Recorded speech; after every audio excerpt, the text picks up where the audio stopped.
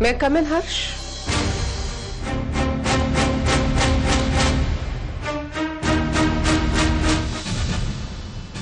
तू मला बसायला सांगणार आहेस की असं उभं राहूनच बोलू? बस. थँक्स.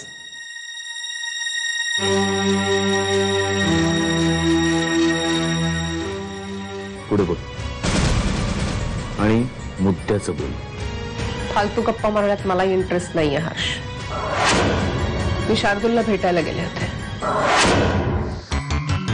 हर्ष तो आता पूर्वीसारखा झालाय. सगळं आठवतंय त्याला. फक्त एवढंच आठवत नाहीये की तो कड्यावरून पडण्यासाठी तू जबाबदार आहेस.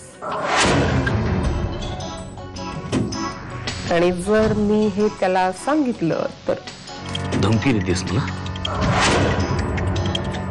मी धमकी द्यायला नाही आली, तुझ्याशी डील करायला आली, ज्याच्यामुळे तुझाही फायदा आहे आणि माझाही. तुला माहिती आहे हर्ष,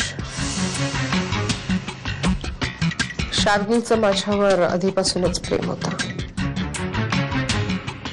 आणि माझं तुझ्यावर.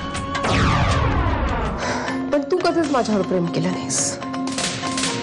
तुझ्यात आणि माझ्यात पूर्वी काय होतं हे शार्दूलला कळता कामा नये.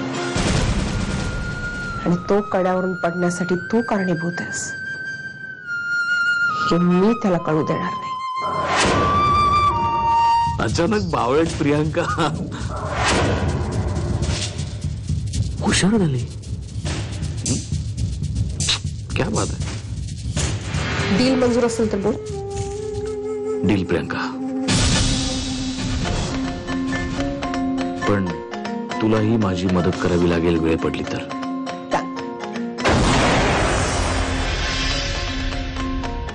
मॅडम मला सगळ्या अटी तुमच्या मान्य आहेत. फक्त त्यातली एक अट मला खटकते. याच्यामध्ये असं मेन्शन केलंय की समजा हे काम आम्ही वेळेत पूर्ण केलं नाही तर संपूर्ण प्रोजेक्ट तुम्ही आमच्याकडनं काढून घ्या. हो, आणि बिहाइंड द शेड्यूल गेलात तरी. But this is not fair.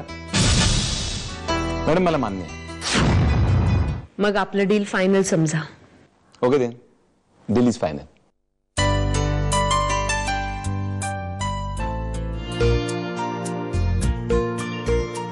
आपल्या प्रोजेक्टची ऍड.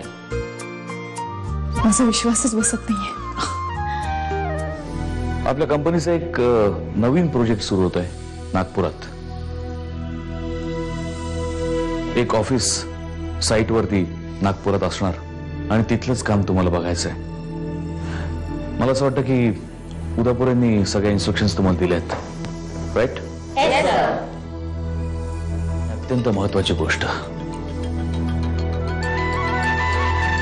कामाच्या बाबतीत हायगाय केलेली मला अजिबात आवडत नाही. मी ती कापून घेत नाही. सर, हर्षवर्धन भोसले नेमका कुठला प्लॅन करणार आहे याची माहिती मी काढू शकतो. ती माहिती जर आपल्याला मिळाली ना सर, तर आपण त्याच्यावर निश्चितच मात करू शकतो. कार्तिक, फर्स्ट ऑफ ऑल एक गोष्ट लक्षात ठेव. हर्षवर्धनला मात देणं हाच आपला उद्देश नाहीये.